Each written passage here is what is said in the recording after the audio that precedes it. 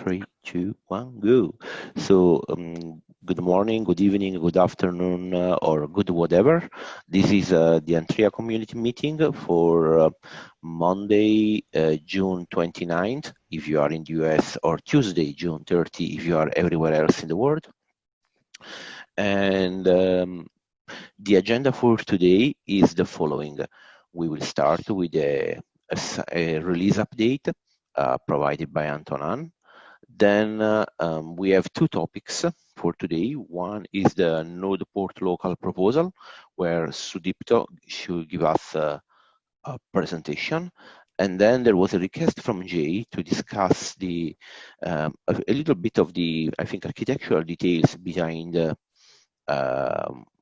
to figure out how Calico and Antrea differs. So from what I gathered from the Slack conversation, it was more a discussion on pro and cons of the routed approach versus the overlay approach that is adopted in OVS, and of course what are also the other differences in the implementation, for instance, when it comes to network policies. On this remark, Steven also had a question. I see on the Slack channel has brought up a presentation that was given about 3 years ago about OVS in Kubernetes, and how the contents of this presentation relate to what has been implemented in Antrea. I am looking right now at this presentation. You can find the link on the Slack channel. And I was unfortunately not aware of this presentation, so I'm trying to figure out to which CNI solution it refers to.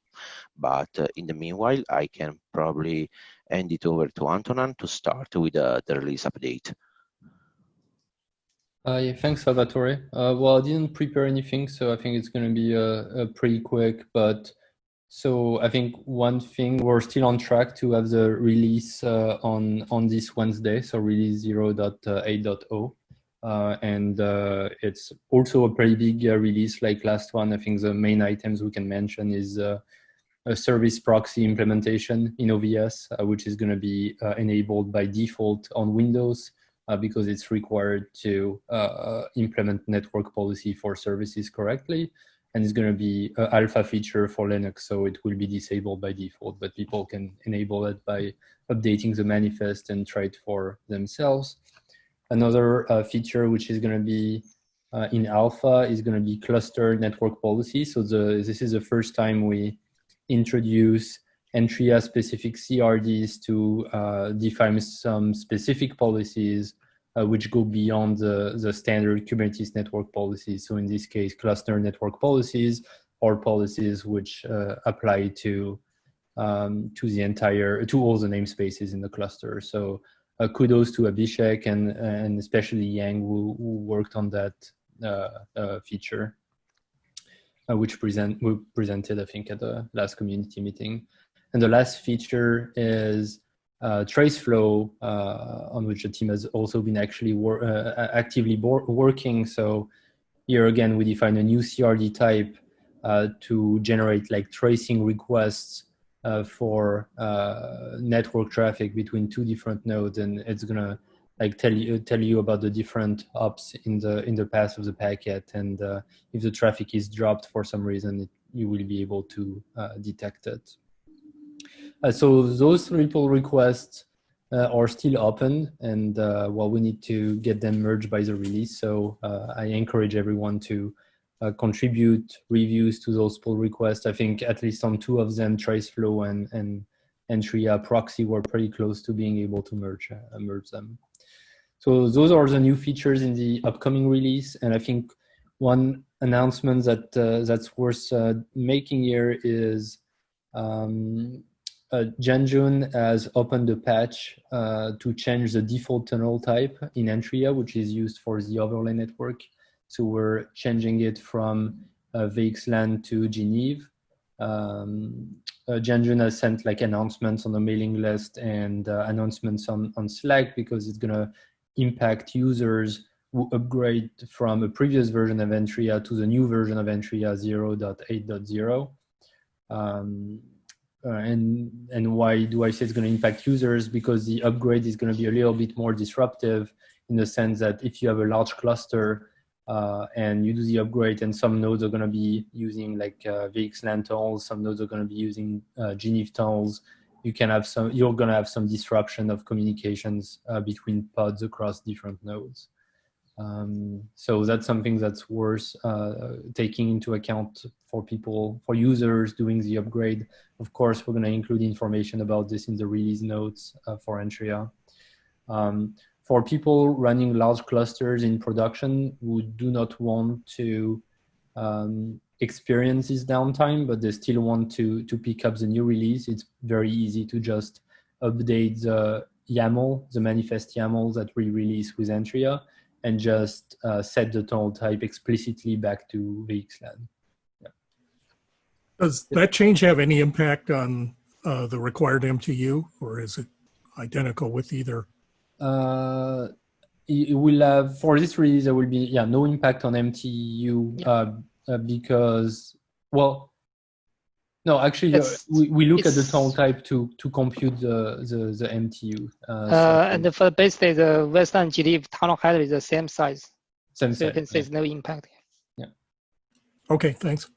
So I guess it's only for GRE, and is that you would, if you set the tunnel type explicitly to GRE, we would configure the MTU to a different value to accommodate for the different header sizes.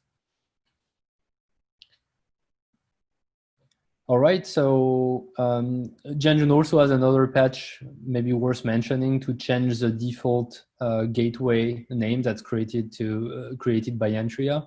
We figured it would make more sense for those interfaces we create for Antrea networking to have Antrea prefix in them. And so I think the new default name is going to be Antrea-gateway 0. And I think Genjun can confirm, but I think he wrote the patch in such a way that if Antrea was already running on the node and there is already a gateway interface that was created previously and that is stored in the OVS database, then we will log a warning, but we will not change the existing gateway to the new name. Is that correct, Genjun? That's right. I mean, just for safety, for upgrade from old cluster to new cluster, we are making the change to keep the existing names. So it will only affect new clusters, which will see the new name, or new nodes that you join to the cluster, to an existing cluster. So I think that's all I had for the release announcements. The most important change here is a change in the default tunnel type, and that will be, of course, documented for users in the release notes.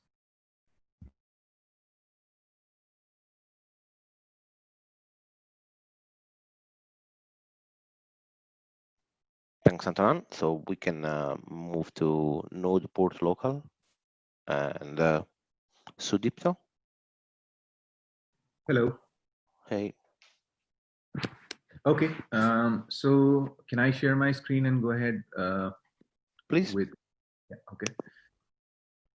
So we wrote up a document for this. Essentially, what we're trying to say here is that the present node port implementation, which is done through kubectl, has some limitations. I think we are all aware of the limitations, but for the sake of it, let me just go through it. The node port presently is about exposing a set of nodes, reserving them, and then whenever a service is created with type node port, kubectl basically takes one of the ports out of that pool of ports it has reserved for node port, and then exposes that on each of the Kubernetes nodes. Now, the thing is that if a certain node did not have that port free, in that case also the node port command, or rather doesn't provide a way by which you can diagnose that, and the same port is exposed for a single service in all the Kubernetes nodes. If then the session, so for external load balancers which are trying to send traffic to which are trying to send traffic into the Kubernetes nodes, into the Kubernetes applications, they would typically, if they send traffic to node port, then they are at the mercy of kubectl to actually take care of the load balancing, which happens after the traffic lands, lands on the node. So if the external load balancers would like to do something like a session persistence, it breaks because once the traffic arrives on the node, it is at the hand of kubeproxy to deal with the session from there on.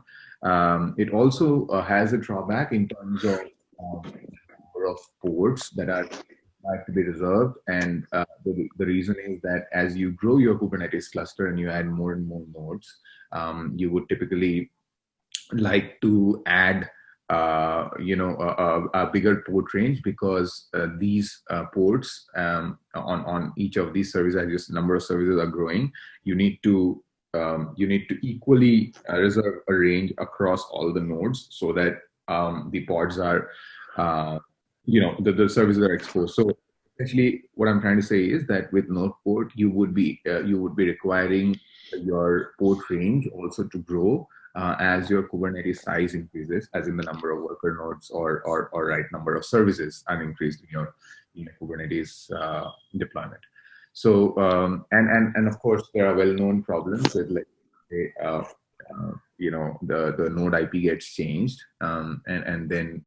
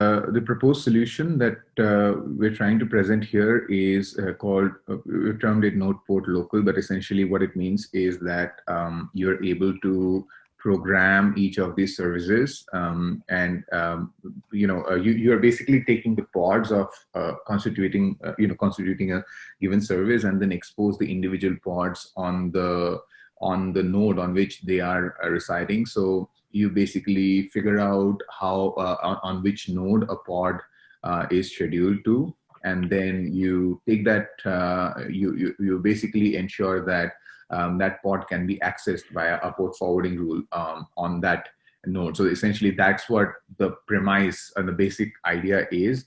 And then this basically is we're proposing that this can be done in Antrea, and the code can reside purely in the Antrea node agent. There is at this point in time, the design doesn't consider anything that is required in the Antrea controller, and just wanted to go through some of the options for that. There can be few options given to the user. One of the options could be that the ingress class is used. So if you, let's say, had a particular ingress class, the Antrea agent could listen to the ingress objects and figure out the constituent services which are being pointed to by that ingress object, and then take the corresponding pods. And if the agent finds out that one of the pods resides on the node where it's running, then it could program the DNAT rule for that pod and correspondingly expose that on the node for external connectivity using the node IP. If that is not an option, if that is a more broader option, there is another option where we could have the user annotate a given service with a predefined label. You could say that a given service with this annotation would be exposed as node port local, and in which case the Antrea agent would be able to read that service label and figure out if a constituent pod of that service is residing on the agent or not. And if it happens to find that particular pod, then it would just go ahead and program that particular pod.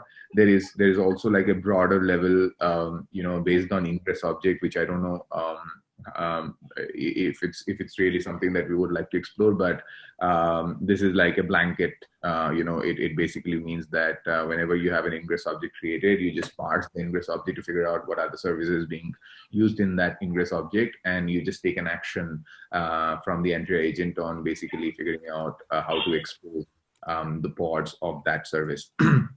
Each of the agents actually populate a CRD schema, which looks like this. Essentially, the CRD schema takes an inspiration from the endpoint slice object. Basically, each of the node agents will control the destiny of the CRD so that they don't really have an overlap with other node agents. But for example, in this case, if you have a node IP, a node Antrea agent which is running on this particular node, and if it figures out that for service, which is my service here, there are certain pods which are on it, which runs, which are essentially running on that particular node, then it's going to populate the pod name, and it'll also program a corresponding port on the host on which this pod will get exposed. So if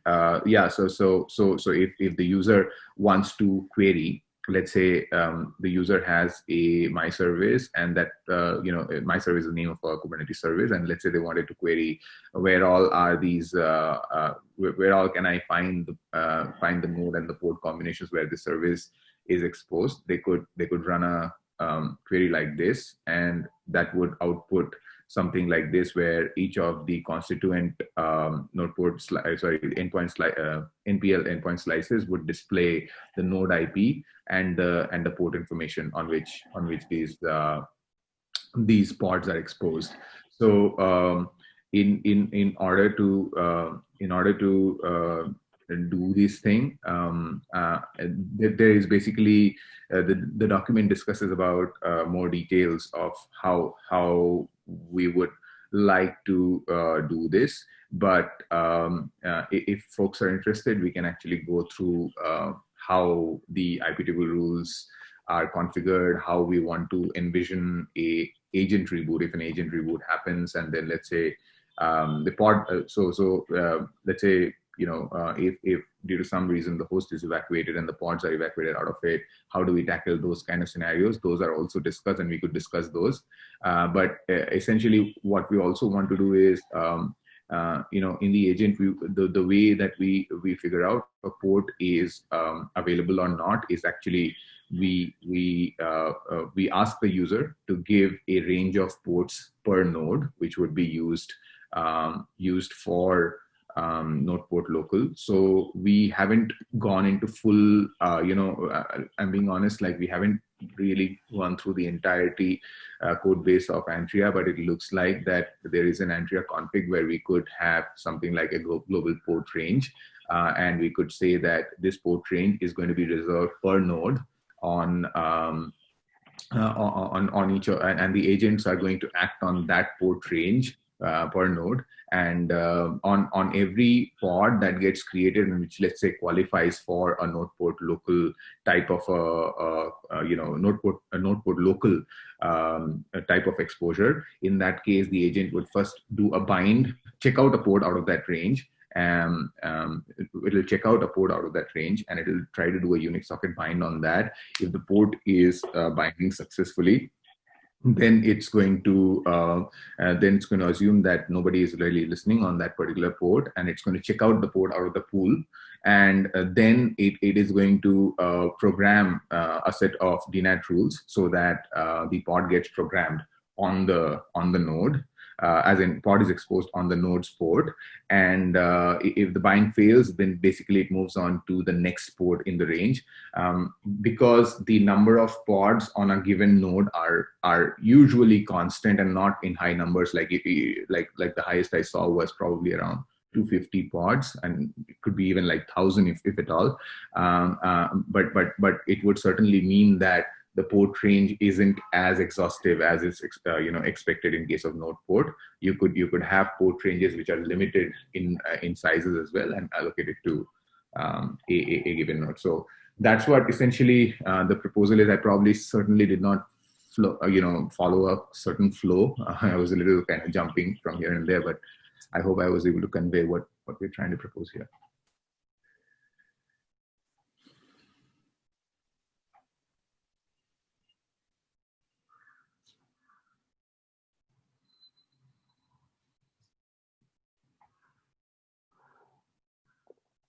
Any questions or any guidance on how we can proceed with this? I had a general question. This is Jay. I'm not at all the Antrea, up on all the latest stuff going on in Antrea all the time, but I was just curious. So yeah, it looks everything you said sort of kind of makes sense. I'm kind of trying to understand what the overall like arching use case was. Like, is this for an ingress controller, or is this for creating like workarounds for ingress routing into a cluster, or for routable pods outside the cluster, or what's going on? So primarily it is for if there are ingress controllers whose data planes are not residing within the Kubernetes cluster itself, and then there is a requirement. I mean, there are quite a few ingress controllers which would like to do load balancing by sitting outside the Kubernetes cluster, and if the only best way for them to actually control the service traffic is by node port currently, and that would possibly that has some disadvantages at this point in time, that it does not really guarantee persistence and consistent hashing down to the applications, because the node port is an abstraction which is controlled by kubeproxy. So kubeproxy, when the traffic is sent on the node, then kubeproxy basically takes over, doing like redirecting it and to the appropriate application pod. That application pod might not be residing on the node on which the traffic landed via node port. So it's like a traffic tromboling that happens post that. And for ingress controllers like that, this is going to be helpful, that it could deterministically figure out where the pod resides, and it's going to send traffic to that. So that's one of the primary drivers for this proposal. Okay, so a little bit of performance, and then a little bit of also just certain use cases where you've got ingresses that are outside of the cluster. Gotcha. Cool. So Sudipto, I think you need to return back the port allocated for the pod, right? So in your proposal, is by agent to do that, or it's like Antrea controller should allocate the ingress? How that is done? Okay. So Jinjin, the proposal is not to annotate anything on the pod anymore. Oh, it's a CRD, I think. Yeah, because like we wanted to, the initial proposal that we thought of was like the Antrea controller was going to collate all of such pods and display a unified update like the endpoint object update, and it'll show like you would do a kubectl get endpoint, it'll show a kubectl get NPL or something like that, which would display for a service which are the endpoints. But because we figured out that the endpoint objects have like these scalability limits, And that's why you have the endpoint slice object replacing, or rather even recommended. So we want, and we also wanted to not have the controller annotate the pods, so that you don't touch Kubernetes objects. And if, I don't know if you require extra permissions which are not there in Antrea, so we didn't want to like get that extra privilege. We just wanted to construct a CRD, which is an like an NPL endpoint slice CRD, and each Antrea agent should be able to control this, and it should be able to populate the data which is required. And then we would purely work on labels. So a Kubernetes command on the service label should actually tell you which are the slices and where are all they exposed. So that way we remove the need of annotating the pods. Got it.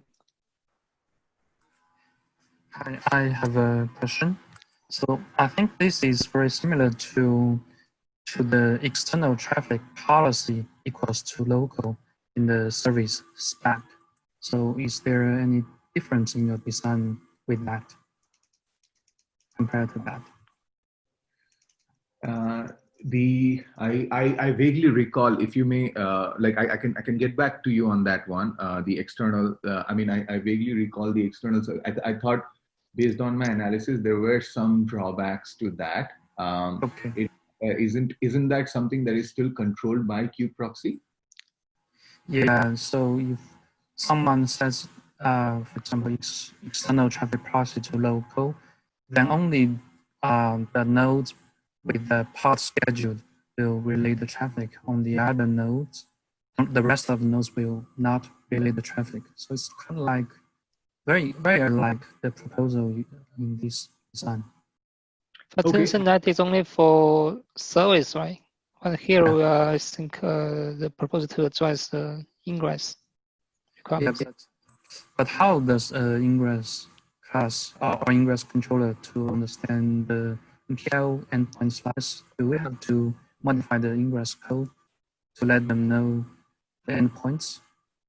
Yeah, I think so. Probably should be better you can confirm, but I believe we need ingress controller to understand the CRD or annotation, whatever we use. Okay. Yeah, as in here, the ingress controller will directly have an idea about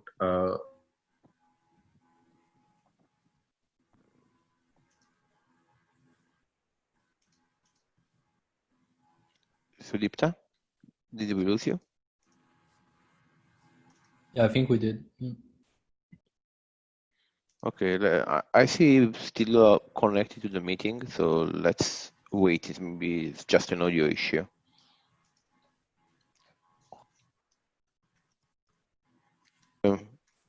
If he dropped now, he will not be able to rejoin because we locked the meeting, right?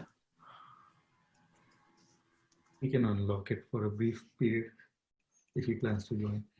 Yeah, let's unlock it. Okay, he's back. He's back. I was just saying that I'll. Yeah, I'm sorry. I was just saying that I'll put out a comparison between policy and I'll update the document to that.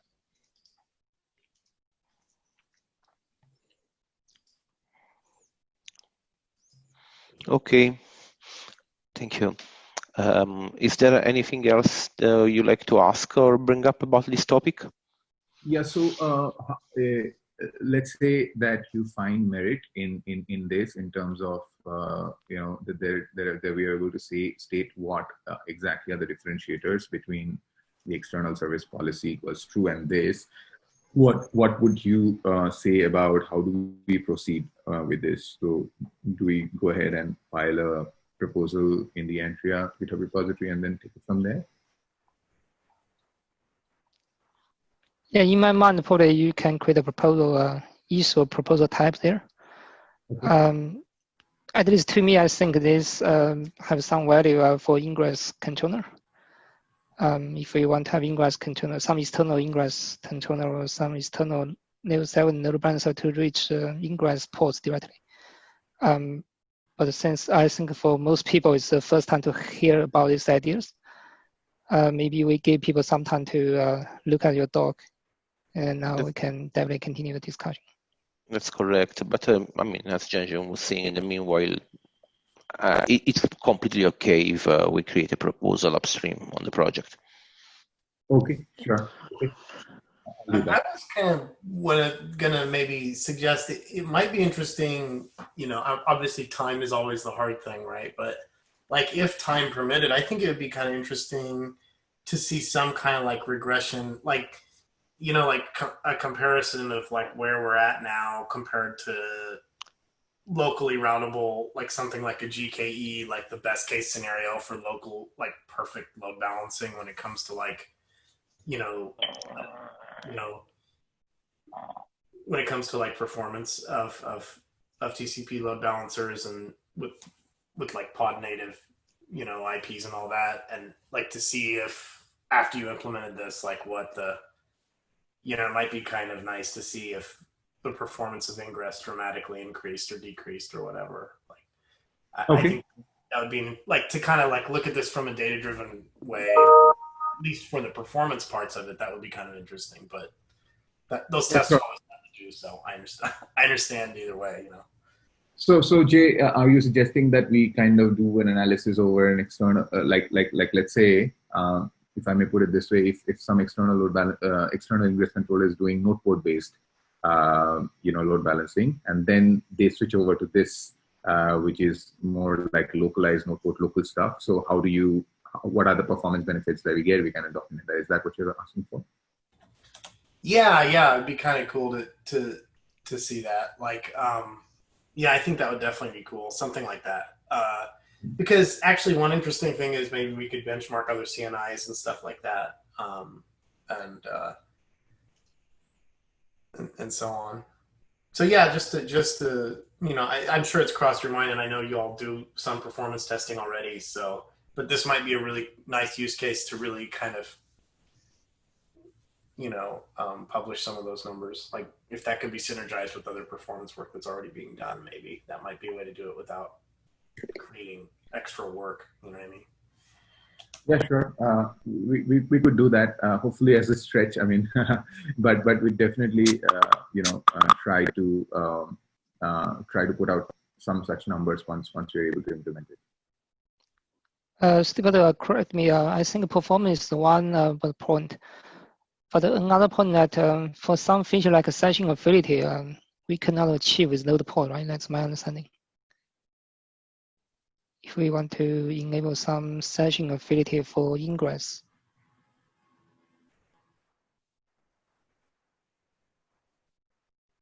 Yeah. Yeah, so actually I was confused. I also wanted to ask that, isn't that covered by the session affinity for services? The session affinity for services, let's say to a client IP. So the problem with that is that if a external load balancer is trying to use that, and let's say the external load balancer wants to uses SNAT. So what would happen is let's say a certain VIP or a virtual IP is being shared across multiple such applications. Then due to the SNAT, the session affinity will be to the VIP, or rather the virtual IP of this load balancer. But the virtual IP might have different clients which would be accessing the application using that virtual IP. So even if you're an external client sending a request to the virtual IP, you wouldn't have a direct way to have a persistence with the application pod, because when it reaches kubeproxy thinks that the virtual IP is essentially the one which has a session affinity, but essentially the virtual IP is actually getting accessed by multiple clients simultaneously. So it wouldn't give you a consistent, like you might be better off if you have one client and a VIP or a virtual IP, and then there is a session affinity back in to the pods. Then you would guarantee it, but because you would typically not have that. You have multiple clients accessing. So if the load balancer could control where it wants to route the traffic and maintain sticky sessions, that would be more useful in terms of maintaining the system.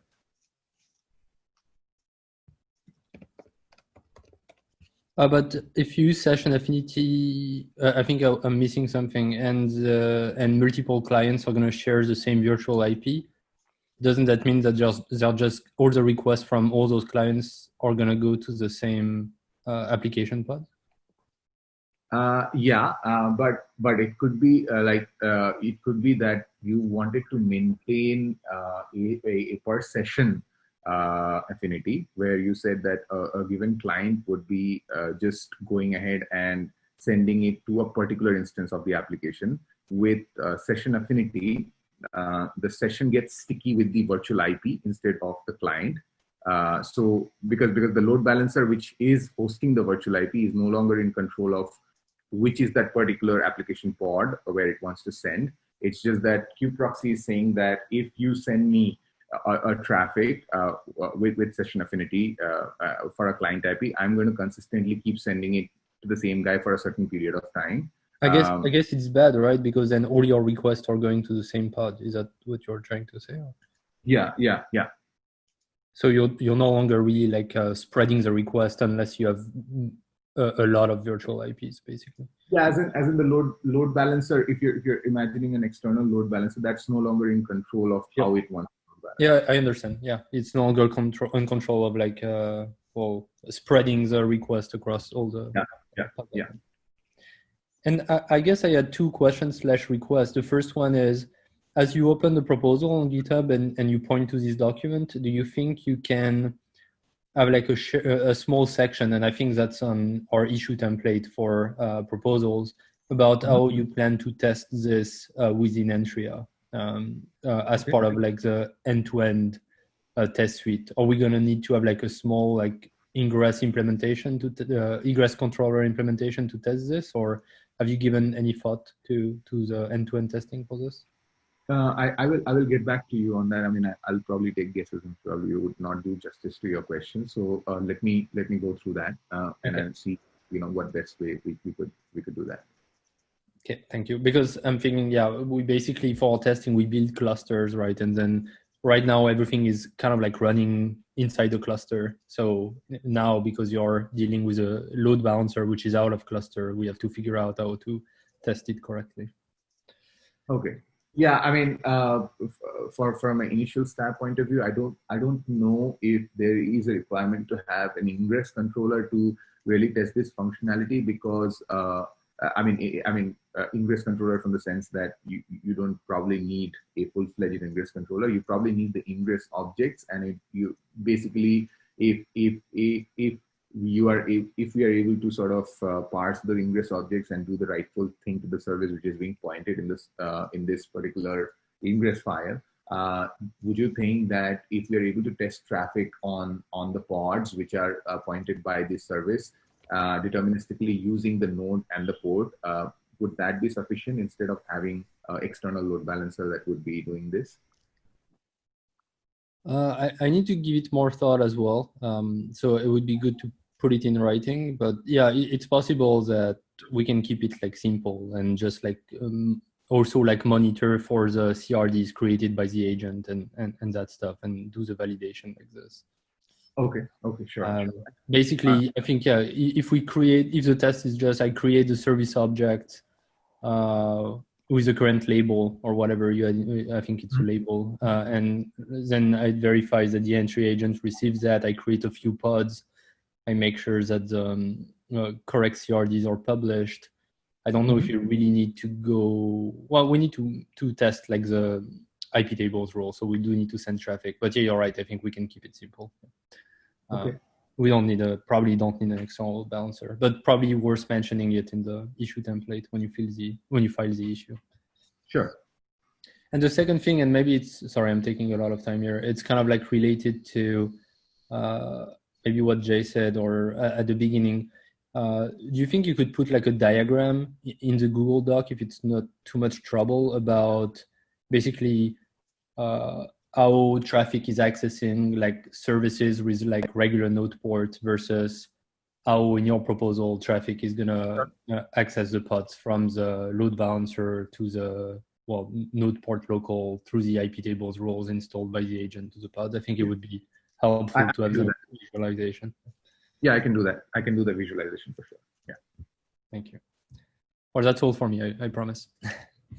Thanks, Andran. So basically, we have less than 20 minutes left on the call, and I was thinking that perhaps we can move on the next topic. It was brought up an interesting conversation between, let's say, the merits of BGP-based approach versus the approach that Antrea is based on.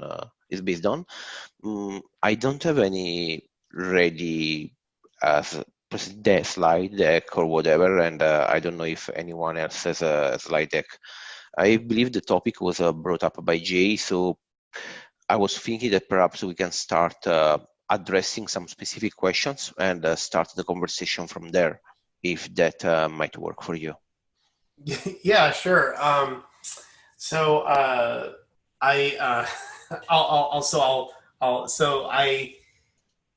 just was curious because I've never really done anything with OVS, and I wanted to like start playing around with it as we're starting to see more people using Antrea and stuff, and I'm used to kind of like when I run Calico, I'm used to kind of like just troubleshooting if something's wrong. Like, I run IP route and then I look at the V devices and I look at the Kali V devices and stuff. And there's a pretty linear workflow for just trying to figure out where things are and what they're doing. And then you can, you see the BGP stuff being installed and you can sort of poke around at that. And I was just thinking maybe what I ultimately wanted is, obviously I don't care about making anybody do a presentation or anything like that, but I guess what I ultimately wanted to kind of ask about was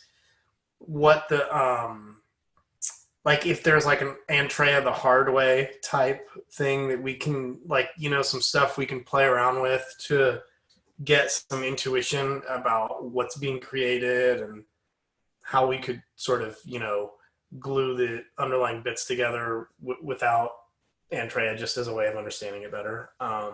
That's kind of what I was looking for, right? Some kind of nerdy explanations of what's going on. I felt like there's so much OVS stuff, but OVS isn't. I couldn't find a lot of like beginner. Here's some stuff you can do with OVS to get started, and like stuff on the internet when I was Googling for stuff. And so that's pretty much where I was at. I don't have any specific questions. If I did, I would just ask them, but yeah, that's kind of where I'm at. Thanks. So I really will not know where to start from when addressing this topic. I think it's fairly wide, let's say, and one idea could be to probably just focus on Open with Switch and Antrea, also because I don't believe, at least for myself, I don't have enough knowledge about Calico and routing, how they perform routing with BGP to be able to make a comparison. I don't know, Anton or Janjun, if you are probably more up to date on the subject.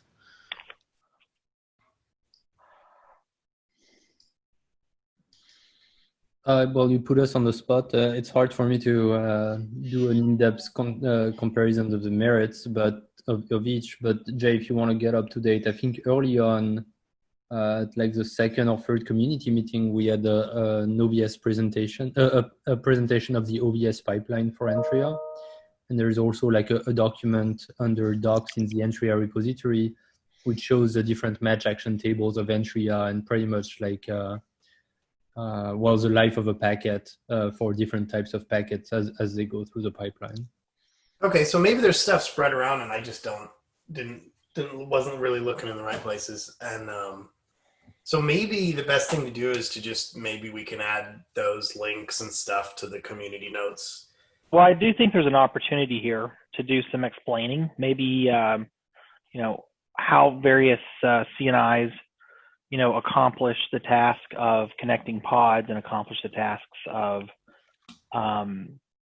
filtering, the traffic to those pods. And so, I'm going to look at some options, maybe to either blog about this or just add some additional information that could help users that are potentially transitioning from another CNI to give Antrea a try. So I think it's definitely a valid question, and I appreciate you asking it, Jay, because there are some very different approaches to how we handle, things like moving traffic from one pod to another pod than the way that Calico does it. So I think there's several things. Another thing I think is your question is somewhat tactical, and how does the CNI actually perform these functions? And I think part of your question maybe was also based as what Antrea was saying in terms of the merits, right? Like, why do we choose the different overlays that we choose, or maybe what is the use case for using an overlay versus not using an overlay? Those are some really good things too that I think we could provide some additional documentation on. So like if it could be an active style, like if I could link to anything, almost I would say if there's a Calico the hard way configuring BGP peering article that you can just Google, and it kind of like you can kind of like walk through the like stuff that stuff that you could do to like look at what's going on with the BGP routes and stuff, all that, like the peers and stuff. Sure. Like something like that where you could kind of get in there and hack around with it. I think you could create some good buzz that way, get some people involved, get some people. Well, I've got some pretty good insight on how Calico is working. I know obviously the maintainers and committers to this project have a ton of insight on how OVS works.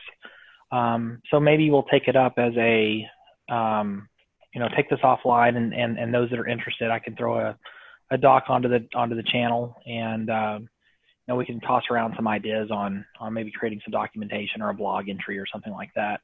That goes into some of these details. I think it'd be great to educate, the community that may not have as much deep insight on networking, bring them up to speed on some more of the intricacies and, dive into the weeds of the networking a little bit, where they may not typically do that. So I like that. Looks like Steven's got something for us too.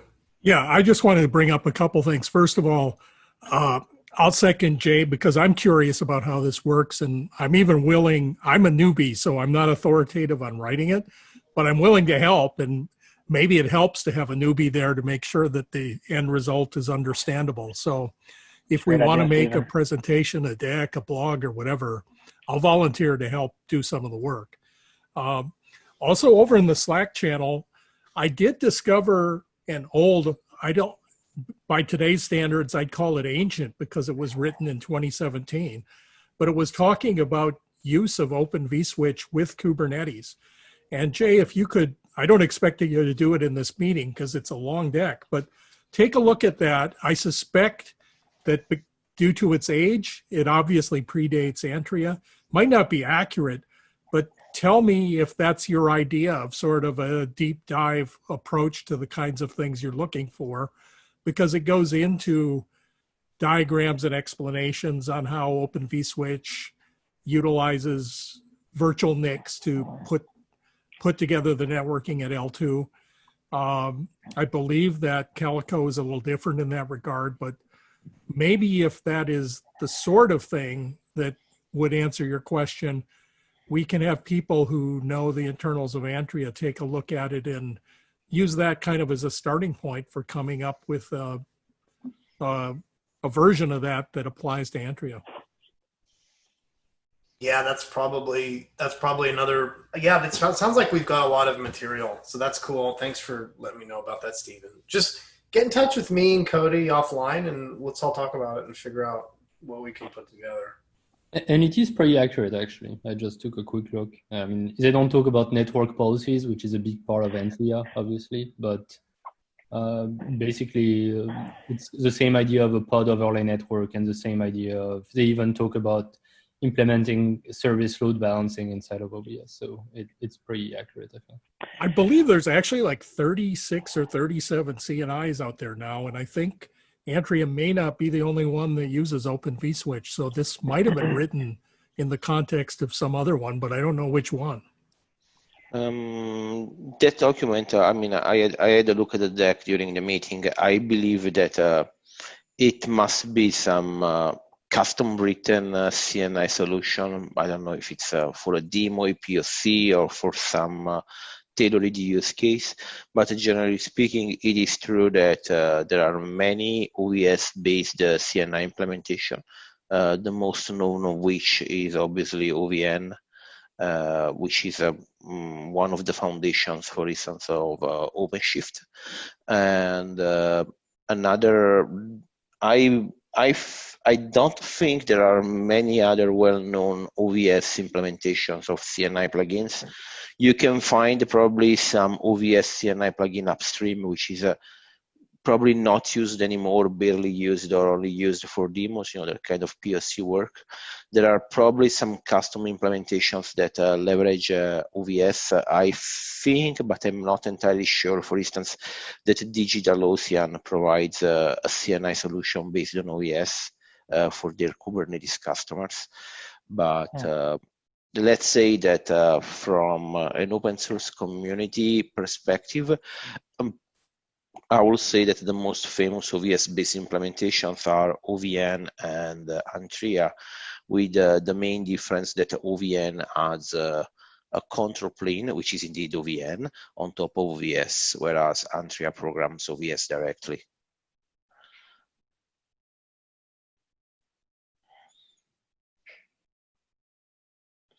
Okay, cool. Yeah.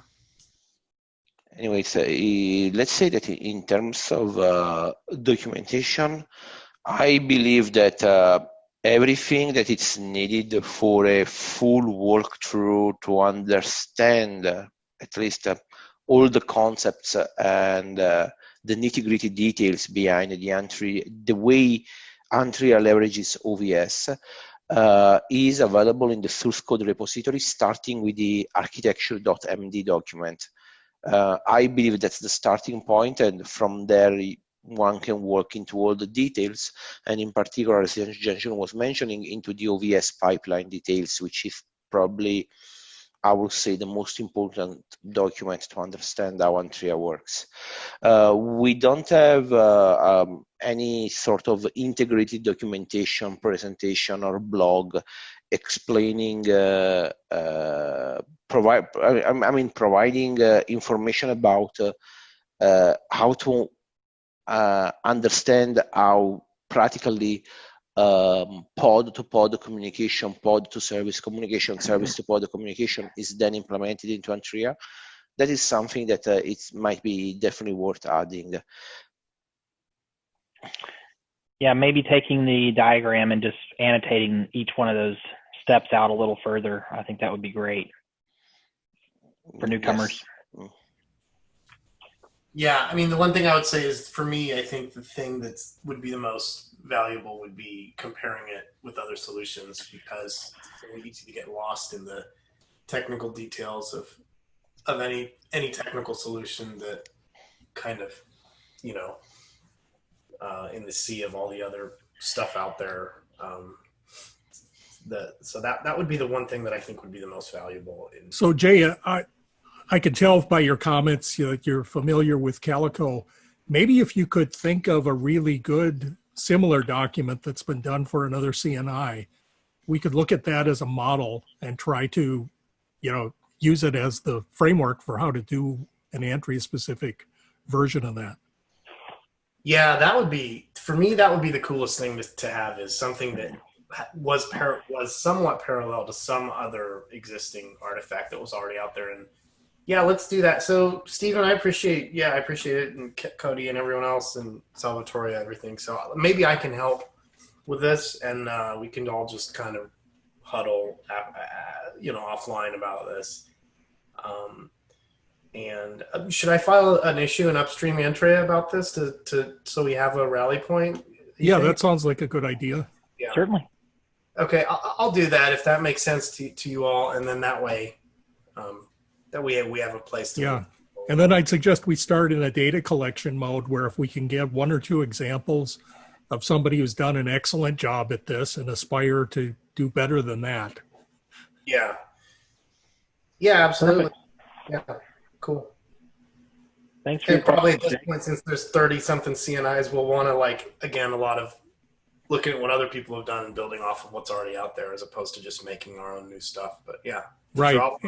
And to separate ourselves from the 30-something, it's not good enough to be average, right? Yeah, I forgot about that. Okay, cool. Well, thanks, everybody. Thank you. I don't think that, do we have anything else to bring up for today for the meeting?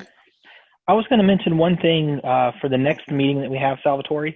There's been a working group that's been looking at network policy V2, and I think it would be advantageous for our community to at least look at a summary of some of that work that's being done and give us some feedback on things that we think may impact or be important to Antrea, so that we can incorporate that before we take that before SIG Network. It's a good idea, and also we already have a topic for our next meeting, which is great. Who's the best person to present that, Cody? Well, I think that between myself and Abhishek and Jay, we could probably cover what's been discussed in that meeting. So sounds great. And we should have a document ready to summarize a lot of we have a lot of rough draft notes at this point that have, a lot of the tracking of the discussion. We need to basically bring that into a more formal doc. So we'll work on that before next meeting. One other point before we terminate the call tonight. We will be taking some steps to hopefully prevent what happened in terms of Zoom bombing tonight. I apologize to all the attendees. We're going to have to beef up the security a little bit in terms of password and probably some type of a meeting lock or selective entry and registering on the Slack channel. So we'll discuss exactly what we're going to do there before next meeting. We can discuss it over the Slack channel. Generally speaking, I don't know if setting a password is going to work. Also because we have to share the password, right? Right. If we want people to join. Yeah. So the it's Kubernetes project actually has for chairs and tech leads, has some training material, and I think we can and should discuss it offline. One thing we should do is that we're advised, as I'm a chair on one of the Kubernetes SIGs, that when you post the recording, unfortunately it's work, but edit out the Zoom bombing, because it's just like graffiti, where if the person wants to leave their mark and get it uploaded to YouTube to brag about it later, you don't want to give that opportunity. So if it's possible to go take the Zoom recording and delete that stretch of the video, that would probably be good. Yeah, we'll edit it when Salvatore sends me the link. Yeah, I mean, it should be easy just to remove that 30 seconds of recording. Yeah, by the way, it was my fault because I was like on Twitter, I was like, the Antrea community meeting is starting, and like right now, if anybody wants to join. And I'm pretty sure that's why somebody jumped on there and scraped that link off. So we'll address that. We'll take the suggestions offline and work with the right members of the community to get that fixed. So okay, well, I appreciate everyone joining tonight, and great presentations from all. One other thing that Pooja had mentioned to me, Salvatore, she wasn't able to join tonight. There are some additional members coming in wanting to commit, I believe from Intel, and she had wanted me to raise the topic of potentially again considering different times or multiple times. So we ought to discuss that again at the next meeting as well. I know we don't have time tonight. But that makes sense. That makes sense. I think that maybe moving to alternating times at this stage could be the best solution, but we'll discuss that at the next meeting. All right. Sounds good. Thank you so much. Okay. Thanks. Bye-bye. Bye. Bye. Bye. Bye-bye. Bye. Thanks, everybody.